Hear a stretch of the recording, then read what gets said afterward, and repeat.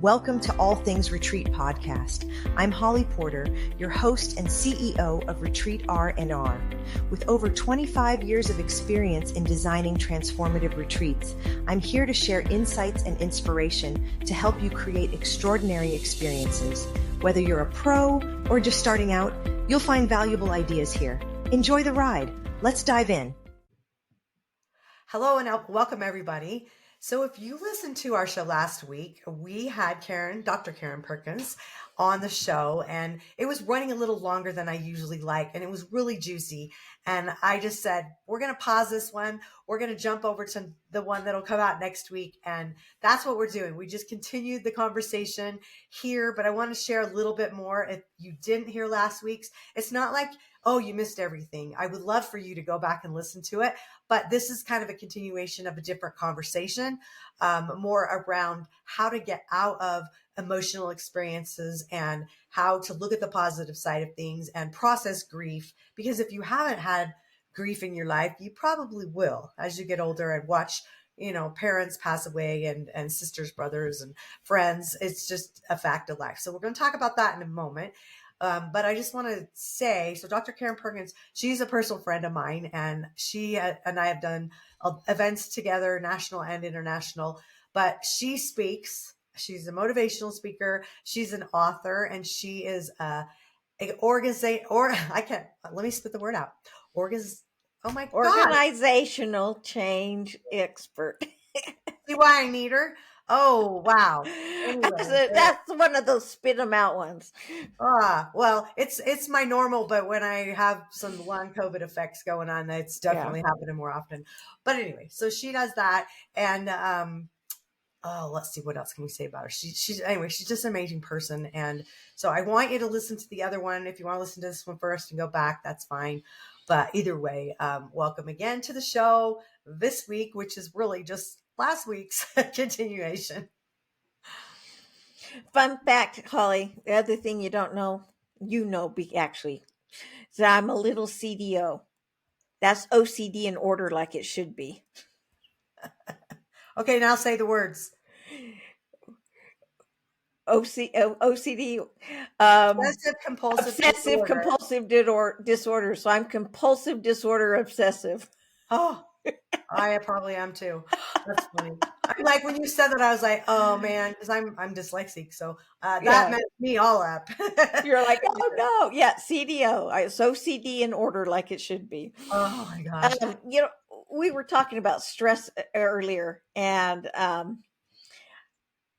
have to tell you, I have 3 big secrets to help you overcome stress, but the number one is smiling or laughing. Actually, laughing for 5 minutes or smiling for 20.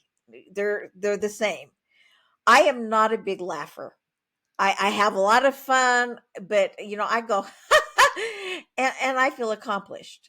I'm not a big laugher, but I smile all the time.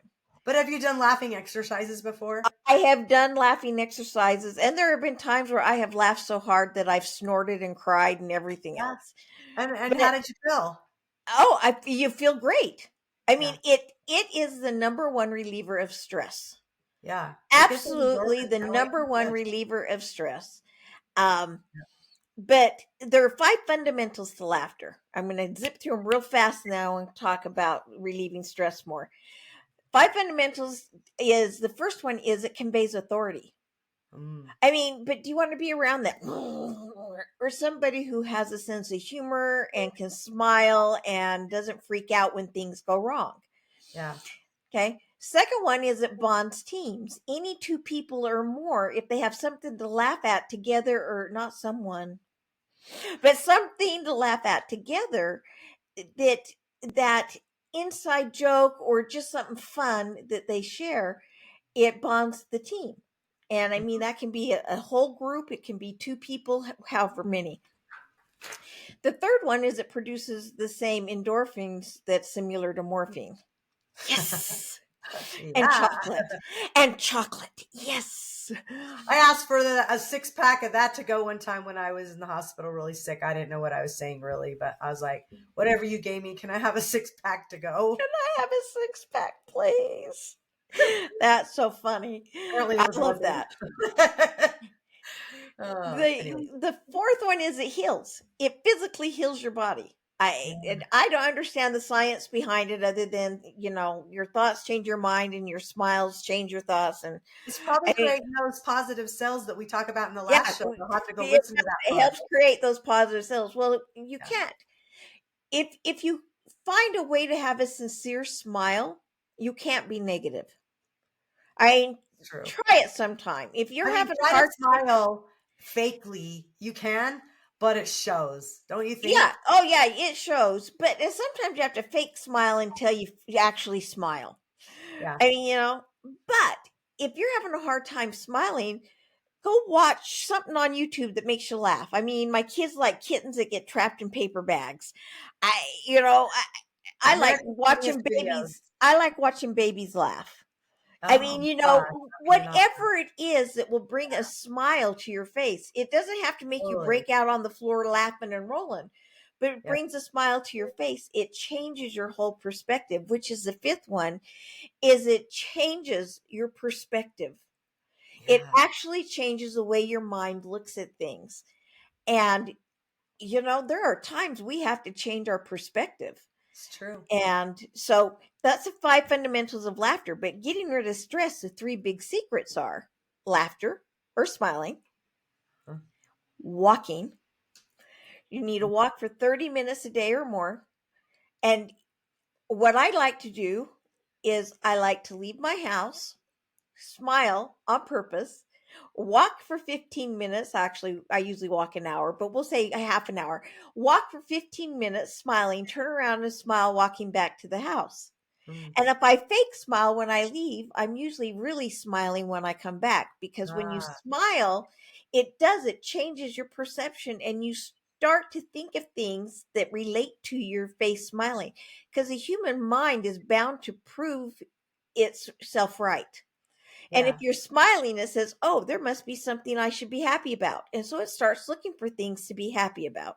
I True think if story. you're you know how sometimes your mouth or whatever this is your smile hurts because you're smiling so much. I think if that happens, you're not smiling enough because you haven't practiced those muscles enough. What do you think? That's right. That and I'm kind of lazy. It takes less muscles to smile than it does to frown. That is true. Yeah, that is I true. bet the third one you're going to really like. Third one is drink. Cranberry juices. Be it cran apple, cran grape, cran raspberry, cran whatever. But cranberry juices and cranberries are known to help alleviate depression. And you put those three things together and you can mix it with water or whatever. But um, I dilute mine with water. But those three things together, real fast story, and it's not all about me, but I'll give my experiences so You are people my guest. understand. I had a period of life when I was so depressed that life was not worth it. And I mean, it was bad. And I went to the doctor and he said, well, you got to laugh for 5 minutes a day. And I just looked at him and went, if I had something to laugh at, do you think I would be here? And he's like, I don't care. You at least smile for 20 minutes and then go walk and blah, blah, blah. Yeah. And I started out and I did my walking and I was 256 pounds at 5'1". It was painful for me to walk at that point in my Oh, life. yeah. And so I went walking for half an hour and I did that. I walked 15 minutes out and I smiled and it was a fake smile. I mean, it was one of those scary ones. I'm sure all the neighbors were scared to death. But it only took about 2 weeks before I actually found a reason to smile and the neighbors were smiling and waving and I had a reason to smile and it Yeah. was no longer a fake smile. So anyway, do those things. It helps. But we wanted to talk about processing Mhm. and your emotions. Right. And I keep saying I'm going to pull it out and then I put it away and I don't know where it ever goes. I keep giving them away, so I never have one of my emotional power books in front of me when I want one. Oh, I'm that way too when I go to Yeah, try to it's find like, them. where Yeah. are they? I can see five That's other what we books. want to do is give them away. Yeah, I got like 5, 6, 7 other books right here, but not that one. Anyway, um, In emotional power, we talk about there's your core emotions, primary emotions, and secondary emotions. Most of us live in our secondary emotions, and they're the ones that get us in trouble. Yeah. But your core emotions come down to two: love and fear. Mm-hmm.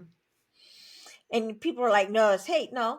When you hate that person at the office that's backstabbing you, aren't you really afraid somebody's going to believe them? Or worse yet, afraid somebody or that it's true? Yeah. Okay, there's a fear underlying that. Now, Yeah. some fear is healthy, some fear is not. I mean, you should be afraid of the dark alley in the middle of the night. I Sure. mean, that's what fear is, to protect us. But a lot of fears are self-induced, and it's false evidence appearing real. FEAR, false evidence appearing real. It's either a fact or it's fear. And if it's a fact, do something about it. Yeah. And then love helps you to keep everything into perspective. Right. And love elicits harmony in your soul. And but not all things that people consider negative are bad. Anger is not a bad emotion if you use it as a tool and not a weapon. Mothers against drunk drivers were angry. They were mad, they were furious. And Right. look at all of the good that they've done from it. John Walsh, for those of you who are old enough to remember John Walsh, he was angry every week, and look at all the good he did, Yeah. saving hundreds and hundreds of children across the country. Yeah. But I call it RAFPU, RAFPU. First, you got to recognize I'm having an emotion. It does not matter what emotion it is. You got to recognize I'm feeling something. I recognize right now I'm emotional. And then you got to acknowledge what emotion it is. I am feeling pissed. I am feeling reckless. I am feeling happy. I am feeling excited. I am feeling tantalized. I am feeling resentful. Whatever the emotion is, acknowledge that emotion. And then the third one, which to me is really quite honestly the most important, is you got to feel it and feel it fully. If you're angry, be angry. Go get your damn it doll and beat the wall with it. Don't kick the dog. Don't hit anybody else. Go get a dummy and, a stuffed dummy and throat punch it. I mean, whatever you need to do, but feel it fully. Get it out of your system. If you need to cry, you cry until you've got the snot running down your face and you're sobbing and can't hardly talk because you're sobbing so hard. That's okay. And there's nothing wrong with feeling those emotions. In fact, it's healthy. And and if you're happy and excited, you got to feel those fully too, because sometimes we downplay the excitement and the happiness because we feel guilty that we're having that because things are not great everywhere else. Mm-hmm. You've earned your emotions. Enjoy them. Feel them fully. Once you felt them fully, now you can process them. If they're good, what am I doing to have these good emotions so that I can keep doing it? If they're detrimental, process them. And what do I want to do to process this? Am I going to let it go? Am I going to communicate with somebody? Am I going to, is it detrimental to me? Is it not Or detrimental? I mean, decide how long am I going to stay mad? Like, do I yeah, want to give myself an hour to be mad, today to be mad? But just to stay mad and never get out of that, you're only hurting yourself. yeah. Oh, yeah. You don't want to live in any of these emotions Yeah. eternally, but you got to feel them fully so you can let them go. Elsewise, you stuff them and they surface when it's not opportune. But process it. Okay, I'm angry. I'm processing, what exactly am I angry about? Why am I angry? How do I get past this anger? Do I need to get past this anger? Do I need to do something so that this doesn't happen again to myself or to somebody else? Process those kinds of things. And once you process it, now the you is use it or diffuse it. Yeah. And you use it to your betterment. You use it to continue on to be happy, or you diffuse it and say, you know what? I mean, I have people in my life I've had to walk away from and say, I love them. I'll be polite to them when I see them, but I have no need to invite them to lunch and purposefully spend time with them in their toxic environment. Yeah. And I've had to remove myself from the situation. And that's how I diffused the emotions that I was having, because I was having emotions based off of external influences. And not So all of them are because we did something wrong or right. It's yeah, just where we are. I'm just thinking as you're saying that, how can we're mostly talking with two retreat leaders on this podcast. So let's picture this scenario and these emotions coming up at a retreat. Not just you personally are needing to process some of those things, but those might be feelings that you're having towards somebody you just met at a retreat that's really triggering you. Who knows why, right? It might be your own stuff that you're there to work on. Who knows? But what advice, like what steps could you maybe offer a retreat leader that's having those challenges? And maybe not a retreat leader. I'm thinking more of an attendee, but as a Uh-huh. retreat leader, how do you handle that as the leader? Like, does that make sense? So as an Yes, and attendee, I've done many of those, and I know exactly what you're saying. And sometimes you have to pull one person aside and, say, put your big girl panties on, nicely. But go find your jam at doll and smack it a few yeah, times. but what I have found for retreats is always useful is letting people experience their emotions, but have a positive outlet for them, and Yeah. do some kind of an activity that elicits emotions, Mm, solace emotions, and do a writing activity or a drawing activity, or do those activities and then do some kind of a release. um, Write all of their ref, resentment, frustration, annoyance, anger, whatever. Write everything down on a piece of paper, scribble it out, draw pictures, do whatever you want, make it as vile as you want. Fold it up and have a bonfire where you get to throw it in the bonfire and burn it up and let it go. You yeah. got it all out of your system. Yeah. And then go around and let everybody share how relieving it was to let that go. Um, but that's a beautiful thing to do at a retreat. I've done it at business retreats. I've done it at personal retreats, at family retreats. I mean, because all of us, I don't care what you do for a living or don't do for a living, we all are emotional human beings. And even those of us who are a little bit more on the logical side, you can't have emotions without logic, and you can't have logic without emotions. Those Yeah. two are interlinked, if we like to admit it or not. They are. Yeah. And so, as a retreat leader, I would actually go out of my way to make that one of your activities Yeah. in the first day or two, depending upon how long your retreat is. If it's a day long retreat, I would Right. do it late morning. If it's a 3-day retreat, I would definitely do it by day 2, and let people experience those things. And A lot then of these don't skills, just, though, you can use in your personal life and your business life. A lot of oh, these all apply of across it, the board, these lessons all and of it. mm, Well, and you know what's funny? Uh, the people who like my book the most, I mean, because emotional power has got to be, women, because they're all about emotions. yeah. Corporate executive males. Corporate executive men love my book the most because they're given permission to have emotions. Yeah. And for a lot of them in that position, they've been told you are not allowed to have emotions because Yeah. that means you're not setting an example of strength. Well, Oh, I'd love to see a man emotions cry. are strength. So, Emotions I mean, are I'd strength. love to see a man cry. I do. Yeah.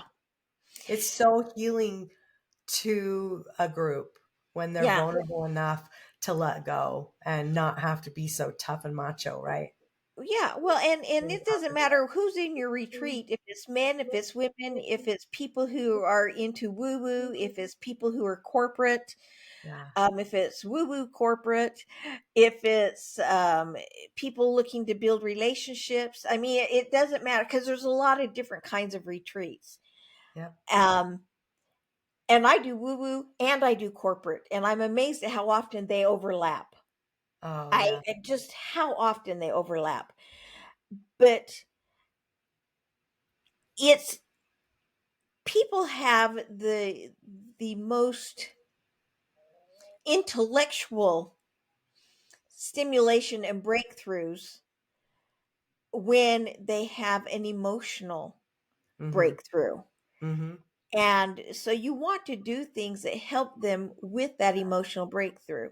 And you don't just want to burn the bad. Do No. something that shows the good. Uh-huh. Do something, set a goal of something beautiful you want to do, or find 3 people you can write a note to say something nice about them that's here, and let it be a secret note. And I mean, even if it's something as simple as your smile is uplifting and shines from inside out, Yeah. but find 3 people to write something positive about, and I love that. just leave it on their doorstep, or hand them to me with their name on it and I'll pass them out. Yeah. But I mean, there's a lot of things that you can do, So and those many. are just a couple examples. But as retreat leaders, I'll tell you what, first you have to choose to be happy, Yeah. and not a fake happy. And you can be happy and stressed at the same time. Trust me on that one. You have to decide you're going to be happy, even though you're stressed, though. But that doesn't mean you pretend you're not stressed. You say, Right. yep, I'm stressed, but I'm so excited because I get to be a part of changing the world one person at a time. And that brings me joy and happiness. So, and that's one way of looking at it. They'll each have their own. Oh, But yeah, that's good. be stressed, because if you have a retreat without stress, Right. I would like to know what golden pill you're eating, because I need it. Yeah. We all. I Because agree. whenever you got other human beings involved, stress comes up because people cancel, Uh-huh. somebody's late with the food, or, and you have all of these balls in the air. You do. And Well, all those are such good and amazing things that I think our listeners definitely can grab a few of those golden nuggets, if not all, and see how you can improve what you're doing and keep the emotion processed, is what I would say is the summary of that. Rather than, I mean, you want to deal with the emotion, but don't stay in the emotion. And no, I think too, just don't make every decision based on emotion. Step back and ask yourself, am I thinking of this logically, or is this an yeah. emotional decision? People point Always that out. combine logic with your emotions, and combine emotions with your logic. I love it. Well, thank you again for being here for both shows. And I hope everybody got to listen to both of them, or will. And Karen's amazing and has so much insight and wisdom for us that it's just good to have her as a guest. And she'll probably be back again at some point. So thank you, Karen. Anytime you need somebody, I'm there. I appreciate it. Well, I know they can learn a lot from you. So thanks so much. And we'll see everybody next week on the show. Bye for now. Ciao for now. Thanks for joining us on this episode of All Things Retreat. We hope you're leaving with new ideas, fresh inspiration, and the motivation to take your retreats to the next level. Don't forget to subscribe and leave us a review. It helps us grow and reach more retreat leaders like you. And if you have any questions, topics you'd like us to cover, or just want to say hello, send us an email at info@weretreatrnr.com. Follow us on social media to stay connected and catch all the latest updates. Until next time, remember, great retreats start with great intentions. Let's make them extraordinary, one step at a time.